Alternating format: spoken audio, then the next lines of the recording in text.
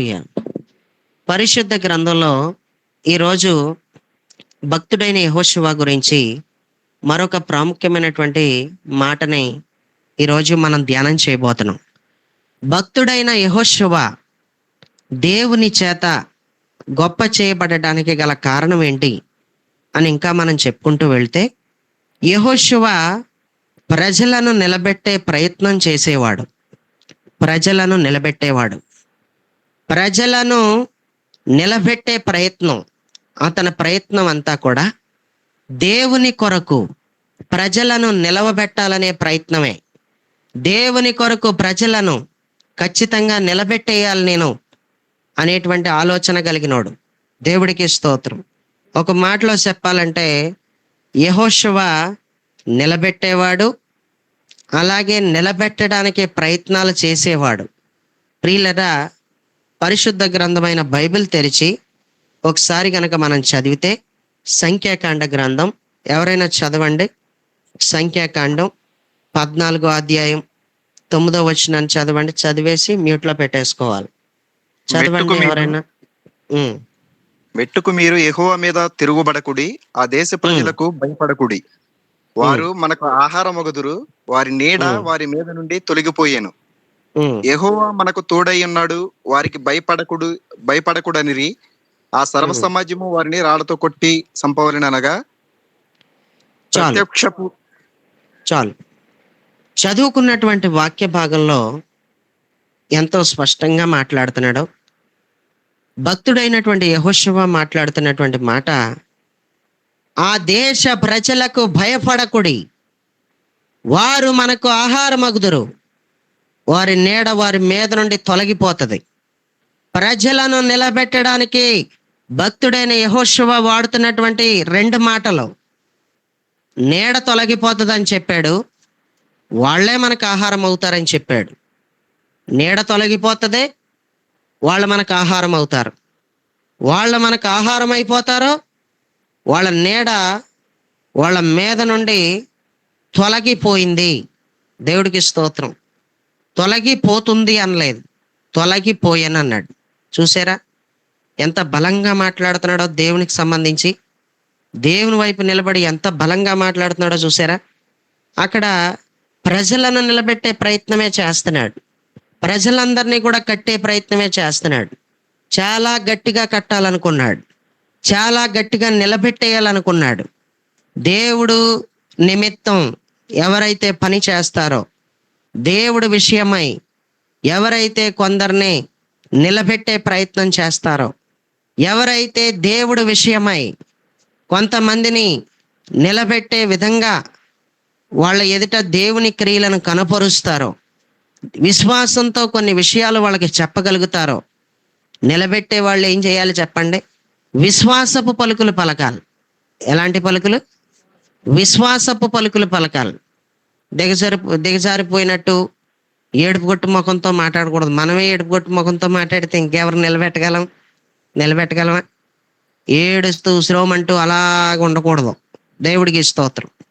దేవుడు నిమిత్తం నిలబడేవాడు ఎవడైనా సరే, అవతల వ్యక్తి కృంగిపోయిన స్థితిలో ఉంటే, వెనక్కి వెళ్ళిపోయే స్థితిలో ఉంటే, ప్రభు అయిన యేసుని సేవించలేని పరిస్థితికి దిగజారిపోయి వెనక్కి ఎవరైతే వెళ్ళిపోతారో అలాంటి వారిని అందరినీ కూడా చాలా గట్టిగా నిలబెట్టేయాలి.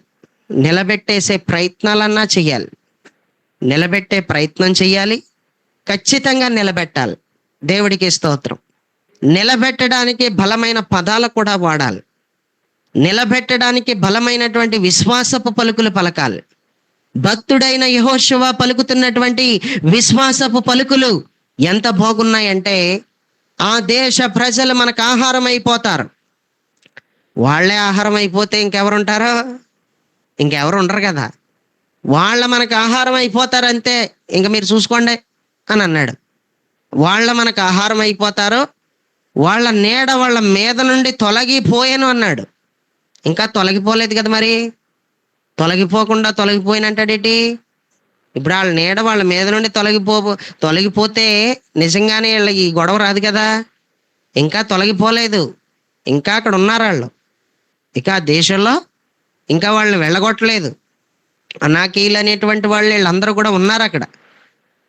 ఉండడం వీళ్ళు చూశారు. చూసిన తర్వాత కబురు తెచ్చారు. ఈ కబురు తెచ్చిన తర్వాత ప్రజల్లో గలిబిలి స్టార్ట్ అయింది. ఎవరి మట్టుకు వాళ్ళు తిరిగి వెనక్కి వెళ్ళిపోదాం అనుకున్నారు. సొంత నిర్ణయాలు తీసుకున్నారు, సొంత ఆలోచనలు తీసుకున్నారు ప్రియులరా.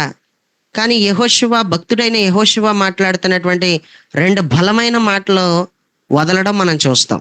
2 ప్రాముఖ్యమైన మాటలు ప్రజల్లోకి విడుదల చేస్తున్నాడు. వాళ్ళే మనకు ఆహారం అయిపోతారు, మనల్ని తింటాం కాదు, మనమే వాళ్ళని తింటాం అన్నాడు. అసలు వాళ్ళ నీడ కూడా చూద్దామంటే కనపడదు. వాళ్ళ నీడ వారి మీద నుండి తొలగిపోయింది అంతే అని చెప్పాడు. తొలగిపోకుండానే తొలగిపోయింది అని చెప్పాడంటే ఎంత విశ్వాసపు పలుకులు పలికేస్తున్నాడో చూడు. ఒక వ్యక్తిని నిలబెట్టాలంటే, ప్రభు కోసం ఒక వ్యక్తిని నిలబెట్టే ప్రయత్నం చేసే ఏ వ్యక్తి అయినా సరే, ప్రభు కోసం ఒక వ్యక్తిని నిలబెట్టాలనుకున్న ఏ వ్యక్తి అయినా సరే విశ్వాసపు పలుకులు పలకాలి. 2 పలుకులైనా విశ్వాసపు పలుకులు పలికాడు. కనీసం ఒక్క పలుకు కూడా మనం పలకడం లేదు. ఒక్క పలుకు కూడా పలకడం లేదు. పాడైపోతున్న వాళ్ళని బాగు చేసే పరిస్థితిలో ఉన్నాడు. నిలబడలేని ప్రతి ఒక్కరిని నిలబెట్టే ప్రయత్నం చేస్తున్నాడు. పడిపోయిన స్థితిలో ఉన్న వాళ్ళని నిలబెట్టడానికి ఇష్టపడుతున్నాడు. దేవుడికి స్తోత్రం. ప్రియులరా, ఈ తత్వం అంతా కూడా దేవుడిదే. ఈ తత్వం అంతా కూడా ఎవరిదంట? దేవుని తత్వమే.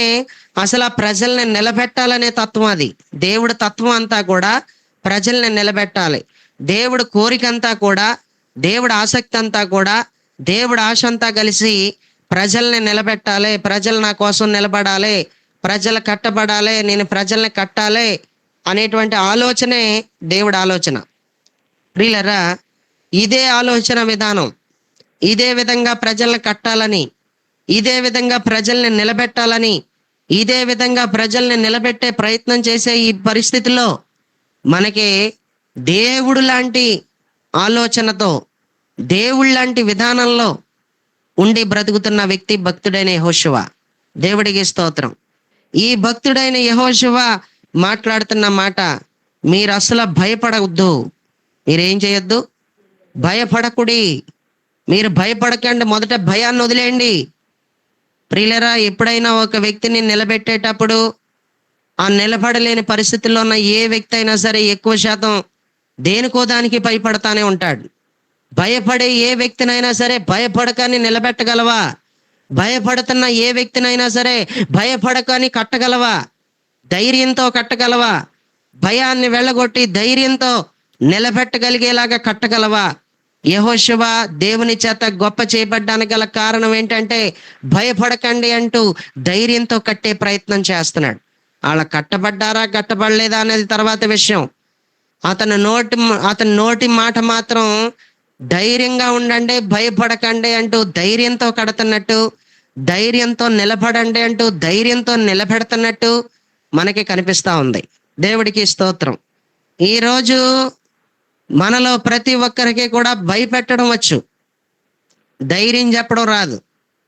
ఏది చెయ్యాలో అది చెయ్యం మనం.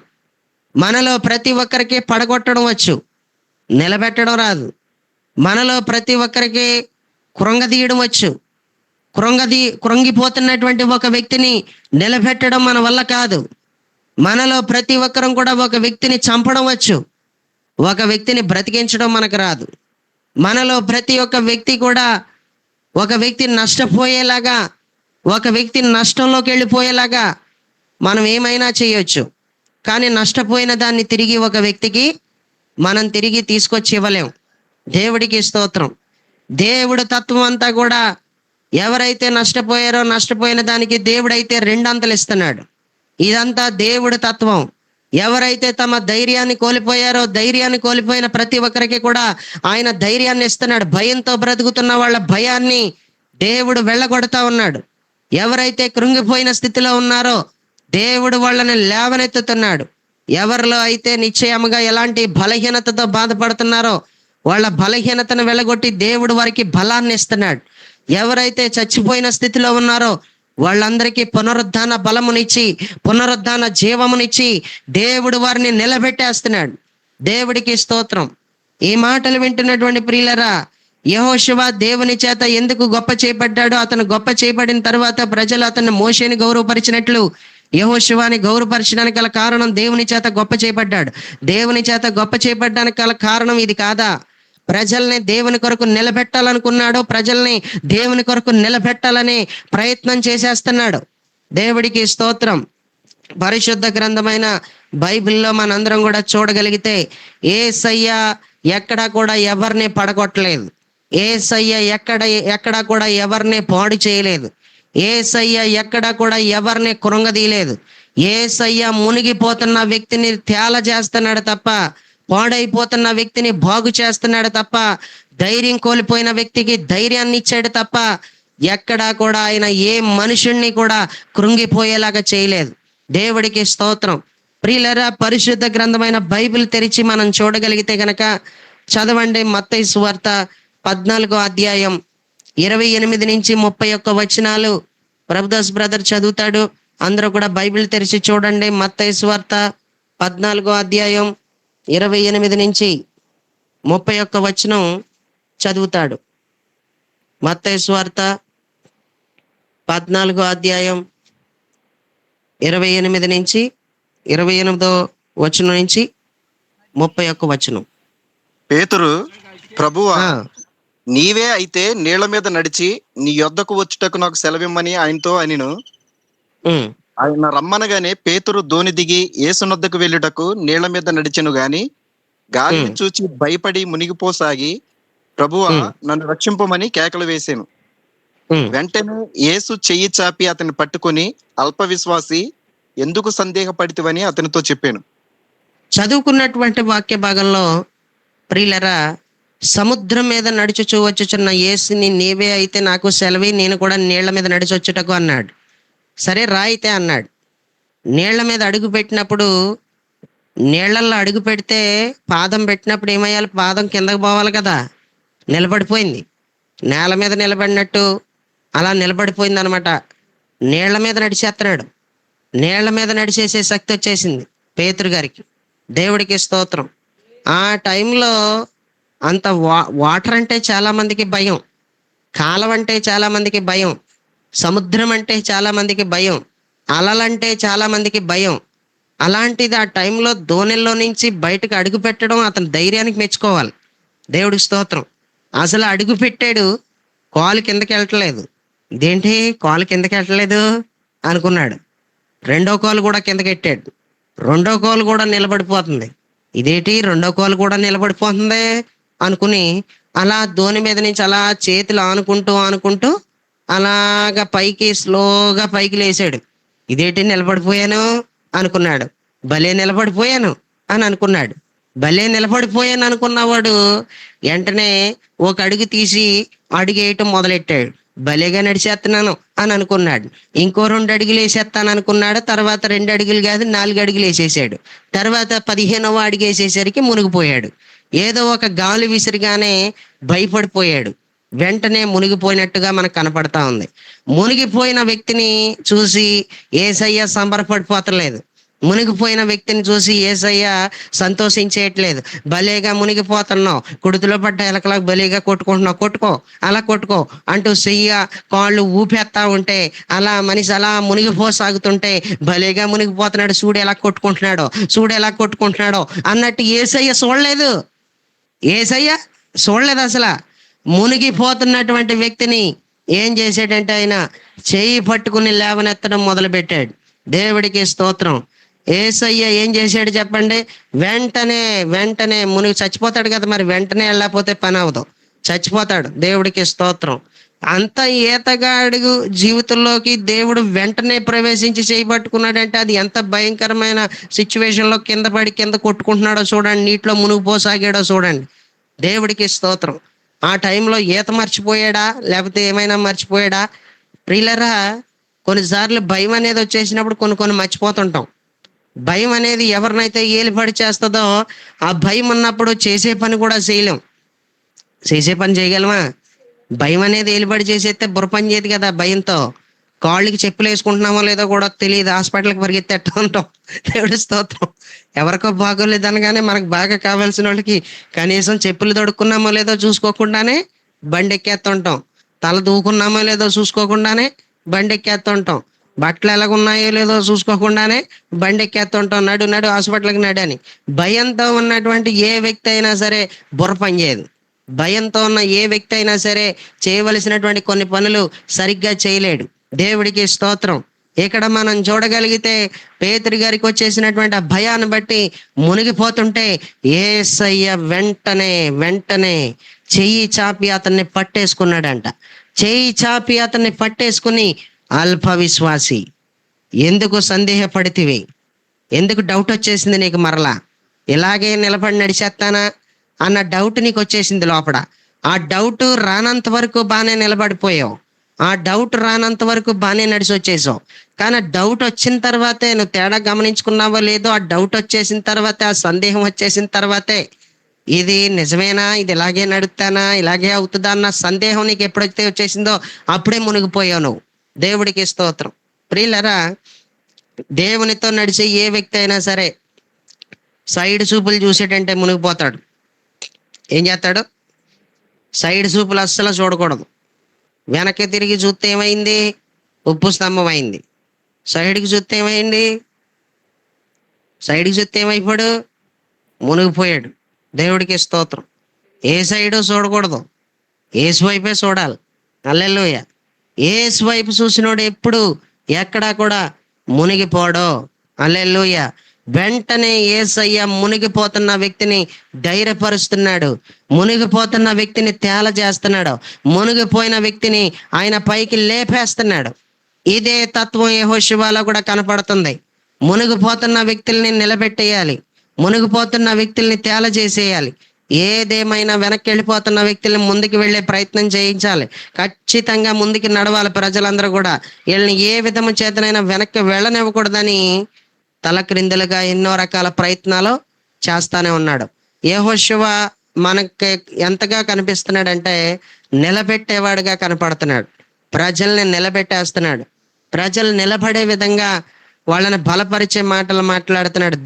ధైర్యం తెచ్చుకునే మాటలు ఎన్నో ప్రజల విషయంలో మాట్లాడుతున్నాడు. ఇది ఎవరి తత్వం అంటే మన ప్రభు అయిన యేసుక్రీస్తు యొక్క స్వభావం. మన ప్రభు అయిన యేసుక్రీస్తు యొక్క స్వభావం ఎలాంటిదంటే మునిగిపోతున్న వ్యక్తిని వెంటనే ఆయన ఏం చేస్తున్నాడు? చెయ్యి చాపి అతన్ని పట్టేసుకుంటున్నట్టుగా మనకు కనిపిస్తుంది. దేవుడికి స్తోత్రం. మనలో ప్రతి ఒక్కరం కూడా ఎందులో మునిగిపోతున్నారో, ఎవరెవరు ఎక్కడెక్కడ మునిగిపోతున్నారో, ఏ లోకంలో మునిగిపోతున్నారో, ఏ అప్పుల సమస్యలో మునిగిపోయి బొరపాటు చేసేసుకున్నారో, ఏ అనాలోచనలతో ఉండి ఆత్మీయంగా ఎదగలేనంత భయంకరమైన స్థితిలోకి దిగజారిపోయి ఎందులో మునిగిపోతున్నారో, మనం ఈరోజు నిలబెట్టే ప్రయత్నం చేసేవాళ్ళమైతే ప్రజల చేతుల్లో చేయగలపాలి. ఆమెన్. ప్రజల వెంటనే మరలా ఆలస్యం చేయకుండా నువ్వు ఎవరినైతే నిలబెట్టాలనుకుంటున్నావో, దేవుడి చిత్తం ప్రకారం ఆత్మీయతలో నుంచి వెనక్కి వెళ్ళిపోయి ఎవరైతే మునిగిపోతున్నారో, లోకంలోకి వెళ్ళిపోతున్నారో, అలాంటి వారిని అందరినీ కూడా అల్ప విశ్వాసులుగా మారిపోయి ఎందరైతే ప్రభువుని విడిచిపెట్టేస్తున్నారో అలాంటి వారందరి జీవితంలోకి వెంటనే నువ్వు ఎంటర్ అవ్వాలి. వెంటనే యేసుక్రీస్తు ప్రభు వారిలాగా ఎంటర్ అయ్యి వెంటనే వాళ్ళని ఏం చేయాలంటే చెయ్యి పట్టుకుని నువ్వు లేవనెత్తగలగాలి. అది యేసుక్రీస్తు స్వభావం. యేసయ్య మునిగిపోతున్న వాడిని తేల చేసేస్తున్నాడు. పాడైపోతున్న వ్యక్తిని ఏం చేస్తున్నాడు? బాగు చేసేస్తున్నాడు. ఇది యేసయ్య తత్వమే, ఇది యేసయ్య స్వభావమే యెహోషువలో కూడా ఉన్నట్టుగా మనం స్పష్టంగా చదువుతా ఉన్నాం. దేవుడికి స్తోత్రం. ప్రియులరా, యెహోషువను కూడా ఆయన నువ్వు భయపడకో, నువ్వు ధైర్యంగా ఉండని చెప్పాడండి. నిబ్బరం కలిగి నువ్వు ఎలాగ ఉండాలని చెప్పాడు. అసలు యెహోషువ అని అన్నాడైనా నువ్వు నిబ్బరం కలిగి ధైర్యంగా ఉండని చెప్పాడు. చదవండి యెహోషువ గ్రంథం 1వ అధ్యాయం. యెహోషువ గ్రంథం 1వ అధ్యాయం 6వ వచనాన్ని కనుక చదివితే అక్కడ ఇలా రాసుంది. యెహోషువ, నిన్ను విడువను నిన్ను ఎడబాయను, నిబ్బరము కలిగి ధైర్యముగా నుండుము. నిన్ను విడవను, నిన్ను ఎడబాయను, నిబ్బరం కలిగి ధైర్యంగా ఉండు. ఈ మాట యెహోషువతో చెప్తున్నాడు దేవుడు. భక్తుడైన యెహోషువతో దేవుడు చెప్తున్నటువంటి మాట, భక్తుడైన యెహోషువతో సెలవిస్తున్నటువంటి మాట ఏంటంటే, నేను నిన్ను విడవను, నేను నిన్ను ఎడబాయను, అసలు నిబ్బరం కలిగి ధైర్యంగా ఉండు, నేను నిలబడంతే.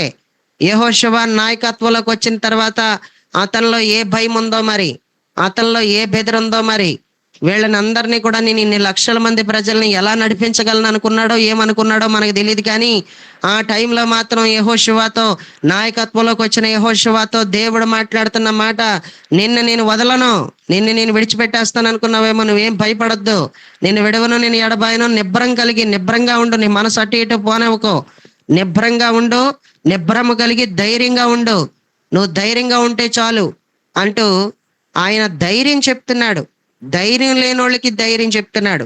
ఇలాంటి యెహోషువకి ఆయన ఎంత ధైర్యం ఇచ్చాడంటే, యెహోషువ ఎలా తయారయ్యాడంటే, ధైర్యం ఇచ్చు వానితో ధైర్యపరచబడి ధైర్యం చెప్పుతూ అనేక మందిని నిలబెట్టేసే ప్రయత్నం చేస్తున్నాడు, నిలబెట్టే ప్రయత్నమే చేస్తున్నాడు. దేవుని చేత ఎవరైతే ధైర్యపరచబడతారో, దేవుని చేత ఎవరైతే బలపరచబడతారో వాళ్ళు ఖచ్చితంగా అనేకులను నిలబెట్టేస్తారు. దేవుడి చెయ్యి ఎవరి మీదకైతే దిగొస్తుందో, దేవుడి చెయ్యి ఎవరి తలపైకైతే దిగొస్తుందో, దేవుడు ఏ వ్యక్తితో అయితే మాట్లాడతాడో, దేవుడు ఏ వ్యక్తిని అయితే బలపరుస్తాడో, దేవుడు ఏ వ్యక్తి చెయ్యి అయితే పట్టుకుంటాడో ఆ వ్యక్తి జీవితం ఎలాగ మారిపోతుందంటే, అనేక మంది చెయ్యి పట్టుకునే విధంగా మారిపోతుంది, అనేక మందిని నిలబెట్టేసే విధంగా మారిపోతుంది. దేవుడికి స్తోత్రం. ప్రియులరా, నేటికి ఎంతో మంది కృంగిపోయిన స్థితిలో నీ కంటికి ఎంతో మంది కనబడుతున్నారు, కానీ ఎంతో మందిని లేవలెత్తే పరిస్థితిలో ఉండిపోయావు. ఎంతో మందిని చూస్తూ కళ్ళ ఎదుట అలాగే కంటితో చూస్తూ ఉండిపోయావు తప్ప ఎవరిని నిలబెట్టలేకపోయావు, ఎవరిని నిలబెట్టే ప్రయత్నం కూడా చేయలేకపోయావు. నిలబెట్టే ప్రయత్నం చేయలేకపోవడానికి కారణం ఏంటంటే, దేవుడు హస్తం నీ పైకి దిగి రాకపోతే అలాగే జరుగుతుంది. దేవుడి చెయ్యి నీ పైకి దిగి రావాలి. 3 సార్లు నా తలపైకి దేవుడి చెయ్యి దిగొచ్చింది. ఎన్నిసార్లు? 3 సార్లు నా తలపైకి దేవుడి చెయ్యి ఎప్పుడైతే దిగొచ్చిందో, ఆ దిగొచ్చినటువంటి దేవుని చెయ్యి నన్ను ఎంతో బలపరిచింది. నా తలపైకి దిగొచ్చిన దేవుని చెయ్యి నన్ను ఎంతో ధైర్యపరిచింది. అనేక మందిని ఈరోజు ధైర్యపరిచే విధంగా ఆ చెయ్యి నన్ను బలపరిచింది. దేవుడికి స్తోత్రం. దేవుని చేత ఎవరైతే ధైర్యపరచబడతారో ఖచ్చితంగా అనేకులను ధైర్యపరిచేస్తారు. దేవుని చేత ఎవరైతే బలపరచబడతారో ఖచ్చితంగా అనేక మందిని బలపరిచేస్తారు. దేవుని చేత ఎవరైతే లేవనెత్తబడతారో వాళ్ళు అనేక మందిని యేసుక్రీస్తు నిమిత్తం నిలబెట్టేస్తారు. దేవుడికి స్తోత్రం. ఈరోజు నువ్వు నిలబెట్టగలవా? ఈరోజు నువ్వు నిలబెట్టగలిగే సామర్థ్యం నీకు ఉందా? అనేకులను బలపరచగలిగే సామర్థ్యం నీకు ఉందా? అనేక మందిని కట్టగలిగే సామర్థ్యం నీకు ఉందా? అనేక మందిని స్థిరపరచగలిగే సామర్థ్యం నీకు ఉందా? కనీసం పడిపోతున్న వ్యక్తుల్ని, వెనక్కి వెళ్ళిపోతున్న వ్యక్తుల్ని కనీసం దేవుని తట్టు తిప్పే విధంగా ప్రయత్నాలన్నా చేస్తున్నావా? ప్రజల్ని నిలబెట్టే ప్రయత్నం చేస్తున్నావా? యెహోషువ ఊరకనే గొప్ప చేయబడలేదు, అతను నిలబెట్టేవాడు, ప్రజల్ని నిలబెట్టేస్తున్నాడు. దేవుని చేత ధైర్యపరచబడినోడు, దేవుని చేత బలం పొందుకున్నవాడు, దేవుని చేత నిన్ను విడవను, నిన్ను ఎడబాయను అని దేవుని చేత అనిపించుకున్నవాడు ఎలా నిలబెట్టేస్తున్నాడంటే ప్రజల్ని ఎంతో బలంగా నిలబెట్టేసేటంతగా ప్రయత్నాలు, సాధ్యమైనంత మట్టికి ఎన్నో ప్రయత్నాలు చేస్తున్నాడు. దేవుడికి స్తోత్రం. ప్రియులారా, ఒకసారి మనం ఆలోచించగలిగితే దేవుడు ఎంత సామర్థ్యం కలిగినోడంటే, దేవుడు ఎంత మంచివాడు అంటే, ఆయన నిలబెట్టేవాడు. ఆయన స్వభావమే నిలబెట్టే స్వభావం. నష్టపోతున్న వానికి రెండంతలుగా దేవుడు మరలా తిరిగి ఇచ్చే దేవుడు. బలహీనతలో ఉన్న వాళ్ళకి బలమునిచ్చే దేవుడు. ఇలాంటి మంచి దేవుణ్ణి మనం కలిగి ఉన్నాం. ఇలాంటి మంచి దేవుణ్ణి మనం స్తుతిస్తున్నాం. ఇలాంటి మంచి దేవుణ్ణి మనం ఆరాధిస్తున్నాం. ఇలాంటి మంచి దేవుడికి మనం ఎప్పుడూ ప్రార్థన చేస్తున్నాం.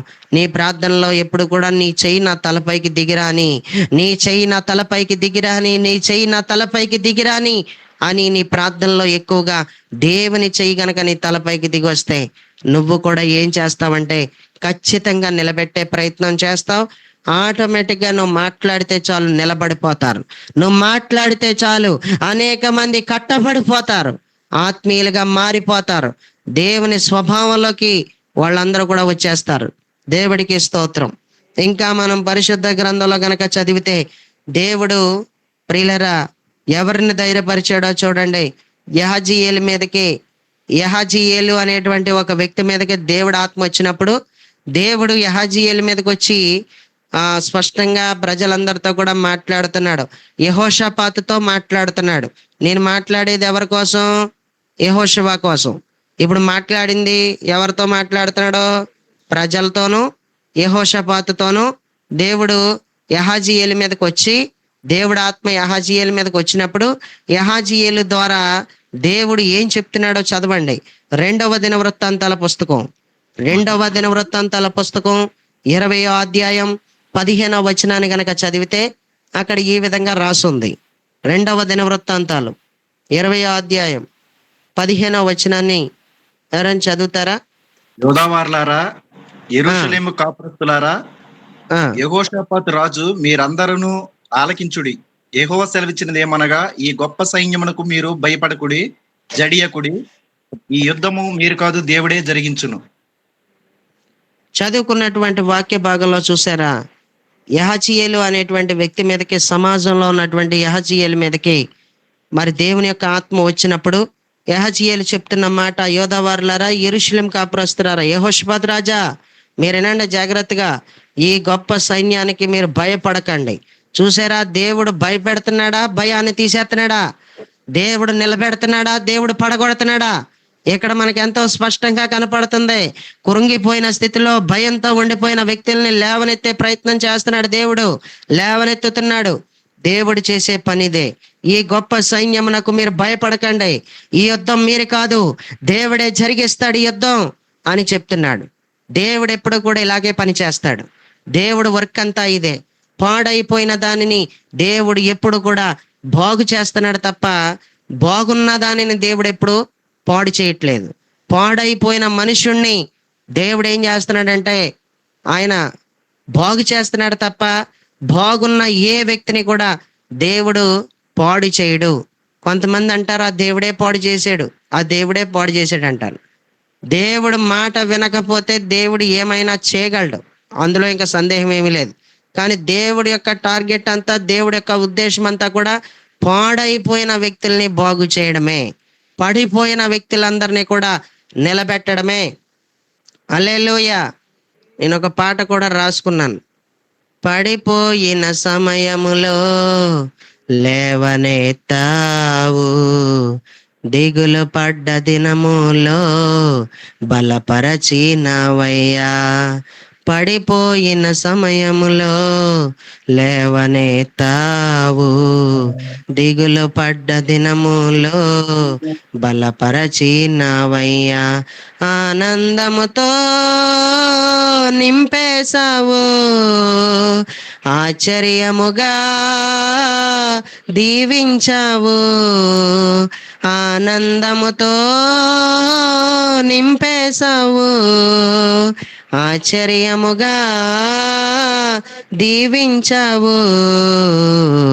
ఘనమైన దేవా, బలమైన దేవా, మహిమైన దేవా, సత్యమైన దేవా. ఘనమైన దేవా, బలమైన దేవా, మహిమైన దేవా, సత్యమైన దేవా.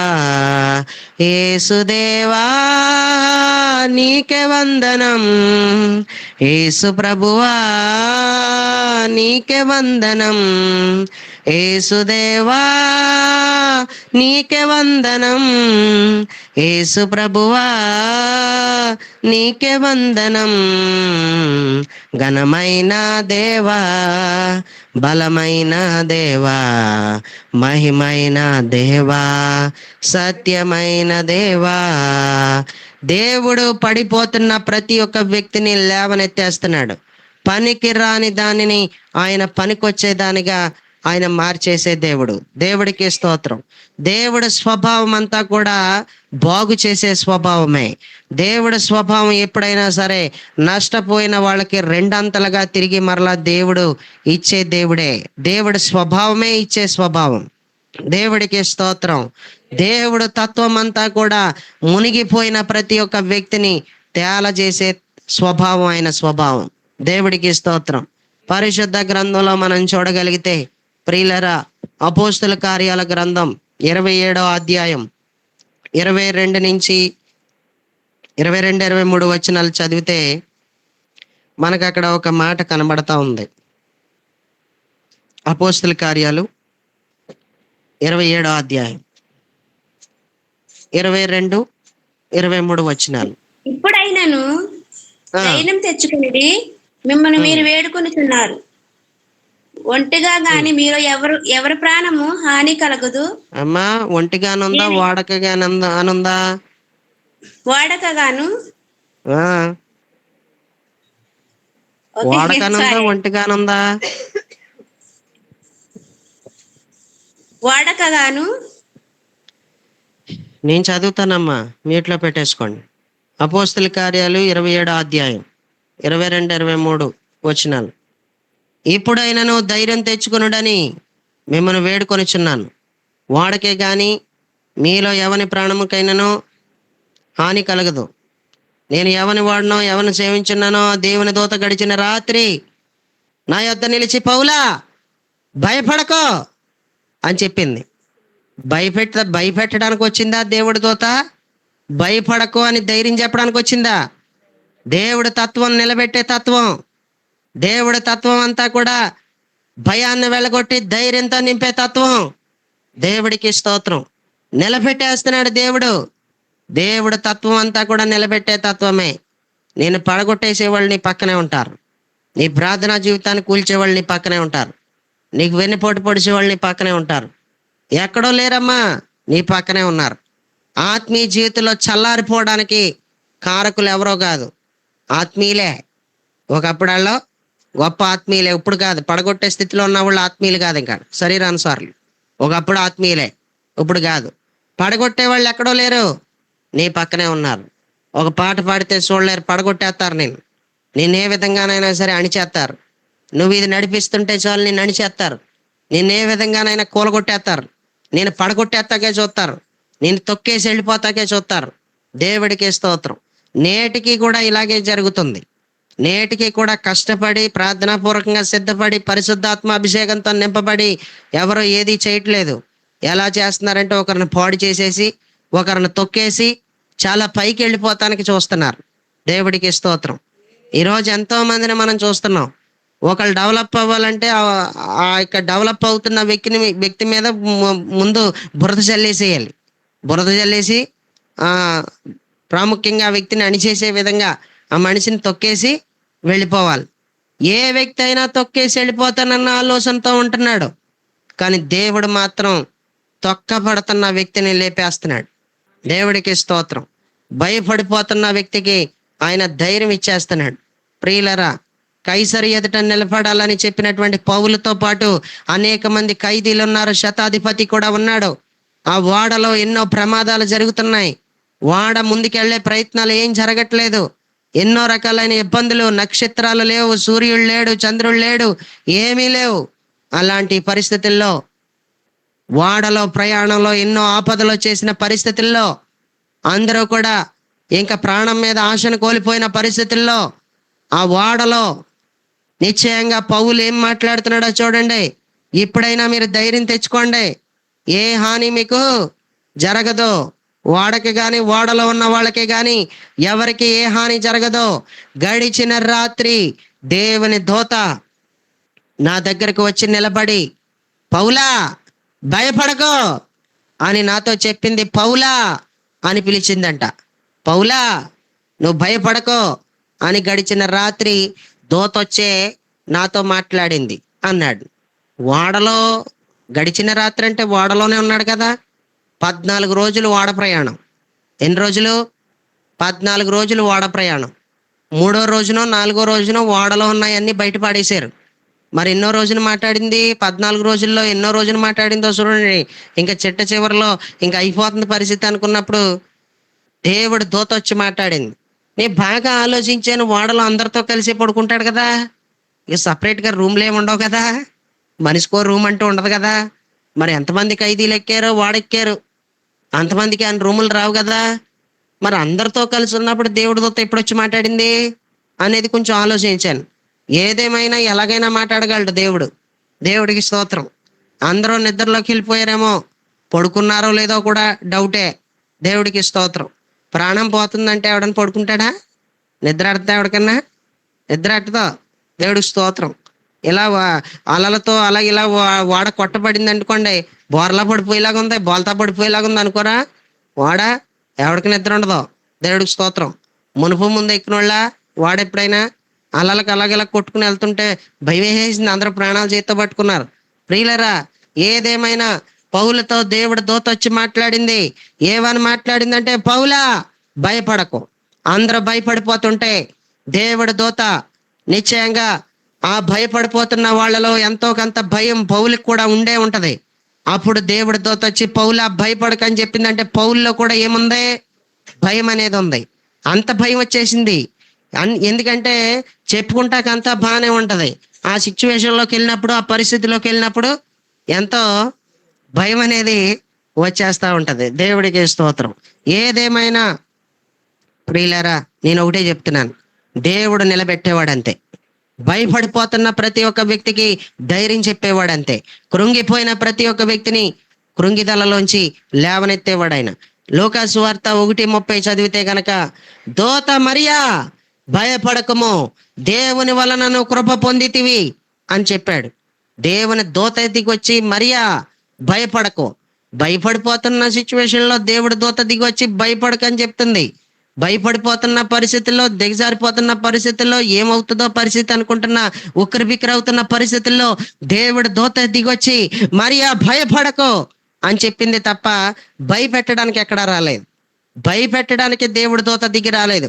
పరలోకం నుండి దిగి వచ్చిన ఏ దూత కూడా ఎక్కడా కూడా ఏ భక్తుడినైనా సరే భయపడకనే చెప్పింది. దానియేలు గ్రంథంలో దానియేలుని కూడా దేవుని దూత పైనుంచి దిగొచ్చి, దానియేలు భయపడకో అనే చెప్పింది.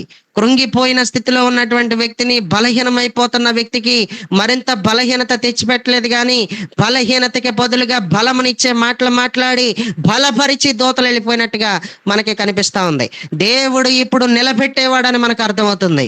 దేవుడు ఇప్పుడు మనల్ని స్థిరపరిచేవాడని మనకు అర్థమవుతుంది.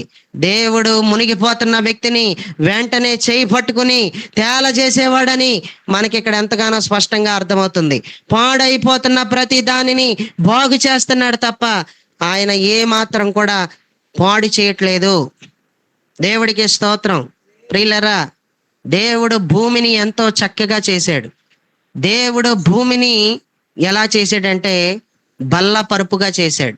బల్ల పరుపుగా చేసినటువంటి భూమి మీద సాతాను పడి భూమికున్న ఆకారాన్ని పోగొట్టింది. దేవుడు చక్కగా చేస్తే ఎవడు పోగొట్టాడు ఆకారాన్ని? వాడు పోగొట్టాడు. నీ జీవితంలో పోగొట్టేది, నేను పాడు చేసేది వాడే. దేవుడేమో బాగు చేస్తున్నాడు. దేవుడేమో బలాన్ని ఇస్తుంటే వాడేమో బలహీనతను తెచ్చి పెడుతున్నాడు. దేవుడేమో ఆరోగ్యాన్ని ఇస్తుంటే వాడేమో వ్యాధులు తీసుకొచ్చి పెడుతున్నాడు, తెగులు తీసుకొచ్చి పెడుతున్నాడు. అయితే బల్లపరుపుగా చేసినటువంటి భూమిని, చాలా అందంగా చేసినటువంటి భూమిని వాడు పాడు చేయడం, భూమికి ఉన్న ఆకారాన్ని పోగొడితే భూమి నిరాకారం అయిపోయింది. నిరాకారం అయిపోయినటువంటి భూమి పరిస్థితిని మనం చూడగానే భూమిని వాడు చంపేశాడు అని దేవుడికి బాగా అర్థమయ్యి, ఓ భూమి, నువ్వు చచ్చిపోవడం నాకు ఇష్టం లేదు, నువ్వు పాడైపోయిన స్థితిలో నువ్వు ఉండటం నాకు ఇష్టం లేదు, నేను బాగు చేయాలనుకుంటున్నాను.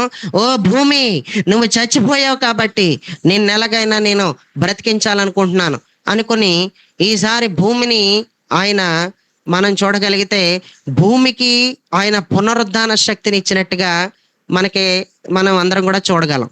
భూమిని ఆయన దాని చుట్టూ అది తిరిగే విధంగా చేశాడు. ఈసారి భూమిని ఎలా చేశాడు ఆయన? భూమి ఆయన చేసినటువంటి తొలిసారి చేసినప్పుడు ఆయన బలపరుపుగానే చేశాడు. కానీ భూమిని ఈసారి వాడు పాడు చేసిన తర్వాత భూమి, చచ్చిపోయిన భూమికి దేవుడు ఒక పునరుద్ధాన శక్తిని ఇచ్చాడు. పునరుద్ధాన శక్తిని ఇచ్చినటువంటి దేవుడు నిశ్చయంగా భూమిని ఎలా చేశాడంటే భూమి తన చుట్టూ తను తిరిగే విధంగా భూమిని తిరిగి మరలా బాగు చేసినట్టు పాడైపోయిన భూమిని బాగు చేశాడు. నిశ్చయంగా చచ్చిపోయిన భూమిని బ్రతికించాడు. దేవుడు ఎప్పుడు కూడా చచ్చిపోయిన దానికి జీవమే పోస్తున్నాడు, పాడైపోయిన దానిని ఆయన బాగు చేస్తున్నాడు. ప్రియులరా, ఈ భూమి గొడవ పక్కన పెడితే ఈ భూమిని ఈడు పాడు చేయడమే కాకుండా దేవుని చేత చేయబడినటువంటి నరుణ్ణి కూడా పాడు చేశాడు. ఆదిలో ఆదాము హవ్వల్ని కూడా ఈడేం చేశాడు? పాడు చేశాడు. పాడు చేయడమే కాదు, వాళ్ళని చంపేశాడు. వాళ్ళు ఏనాడో ఆత్మలో చచ్చిపోయారు. చచ్చిపోయినటువంటి ఆదాము హవ్వల్ని చచ్చిపోయినట్టు ఉంచకుండా ఆయన ఎలాగైనా బ్రతికించాలి అని ఎన్నోసార్లు ప్రయత్నం చేశాడు. దేవుడికి స్తోత్రం. కానీ వాళ్ళు సరిగ్గా తప్పు ఒప్పుకోకపోవడాన్ని బట్టి వాళ్ళు అలా ఉండిపోయారు. ఆది నుండి కూడా మనుషులందరూ కూడా చచ్చిపోయిన స్థితిలో ఉన్నారు. ఆత్మలో చచ్చిపోయిన స్థితిలో ఉన్న ప్రతి ఒక్క వ్యక్తిని కూడా ఇలా ఉంచకూడదు, చచ్చిపోయిన స్థితిలో ఎవరు ఉండకూడదు, తిరిగి బ్రతకాలని చెప్పి ఆయన సమాధి నుండి పునరుద్ధానుడైన తర్వాత ఆయన తన పునరుద్ధాన బలాన్ని, ఆయన తన పునరుద్ధాన జీవాన్ని ఇచ్చి చచ్చిపోయిన ప్రతి మనిషిని ఆయన బ్రతికించడం మనం చూస్తున్నాం. చూసారా, దేవుడు ఏం చేస్తున్నాడంటే పాడైపోయిన దాన్ని బాగు చేస్తున్నాడు. దేవుడు ఏం చేస్తున్నాడంటే చచ్చిపోయిన దాన్ని ఆయన బ్రతికిస్తున్నాడు. దేవుడు చేసే పని ఇదే పని యెహోషువ కూడా చేస్తున్నాడు. నిలబెట్టే పనే చేస్తున్నాడు. యెహోషువ చేయి పట్టుకుని అందరినీ కూడా లేవనెత్తే పని చేస్తున్నాడు. దేవుడు ఎలా అయితే పని చేశాడో భక్తుడైన యెహోషువ కూడా సేమ్ అలాగే పని చేస్తున్నాడు. ఎలా పని చేస్తున్నాడంటే భయపడకండి అనే చెప్తున్నాడు. యెహోషువ చెప్పినటువంటి మాట అదే. దేవుడికి స్తోత్రం. ఏం చెప్పాడు? భయపడకండి, మీరు ఆ ప్రజలు మనకు ఆహారం అయిపోతారు, వాళ్ళ నీడ వాళ్ళ మీద నుండి తొలగిపోయాను అని రెండు మాటలు, బలమైన మాటలు మాట్లాడాడు. దేవుడికి స్తోత్రం. ఈ మాటలు వింటున్న మనలో ప్రతి ఒక్కరం కూడా ప్రజల్ని నిలబెడుతున్నావా, ప్రజల్ని పడగొడుతున్నావా అనేది చూసుకోవాలి. ప్రజలు నష్టపోకుండా చూస్తున్నావా, ప్రజల నష్టానికి కారకుడు అవుతున్నావా అనేది కూడా చూసుకోవాలి. ప్రజల్ని పాడు చేస్తున్నావా, ప్రజల్ని బాగు చేస్తున్నావా అనేది చూసుకోవాలి. మూడు ముక్కలు. మునిగిపోయిన వ్యక్తిని చేయబట్టుకుని లేవనెత్తుతున్నావా, ప్రజల్ని ధైర్యపరుస్తున్నావా, ప్రజలకి ధైర్యం ఇచ్చే విధంగా బలపరచగలుగుతున్నావా, ఏం చేయగలుగుతున్నావు, దేవుళ్ళ పని చేస్తున్నావా? యెహోషువ అంత గొప్ప చేయబడ్డానికి కారణం నిలబెట్టేసేవాడు ఆయన. నిలబెట్టడమే కాకుండా కనీసం నిలబెట్టడం నా వల్ల కాదనుకుంటున్నావేమో, కనీసం ప్రయత్నాలన్నా చేస్తున్నావా? నిలబెట్టే ప్రయత్నం చేస్తున్నావా? వెనక్కి వెళ్ళిపోకుండా కనీసం నిలబెట్టే ప్రయత్నం చేస్తున్నావా అంటే ఏదీ లేదు మనకి. అందుకే గొప్ప చేయబట్టలేదు మనం. అందుకే గొప్పలేదు మనకి. దేవుడి స్తోత్రం. గొప్ప చేయబడతాం అనుకుంటున్నారు మనం? లేదు, గొప్పలేదు. గొప్ప చేయబడితే ఎప్పుడో గౌరవించేద్దరు ప్రజలు. గొప్ప చేస్తే ఎప్పుడో గౌరవించేద్దరు. ఏమీ లేదు కదా. మరి ఏం చేద్దాం ఇప్పుడు? ఇలా చేద్దాం. మరి ఎలా చేద్దాం? యేసు ప్రభులా చేద్దాం. పౌలా భయపడకన్నట్టు చేద్దాం. మరియా భయపడకో అన్నట్టు చేద్దాం. పేతురు భయపడక అల్ప విశ్వాసి, ఎందుకు సందేహపడుతున్నావు అని చెయ్యి పట్టుకునేలా పనిచేద్దాం. అందరం అలా పని చేస్తే కనుక మనందరం కూడా యేసు ప్రభు లాంటి స్వభావాన్ని కలిగి ప్రజల్ని నిలబెట్టేస్తున్నట్టే. దేవుడి కొద్ది మాటలు దీవించును గాక. ఆమె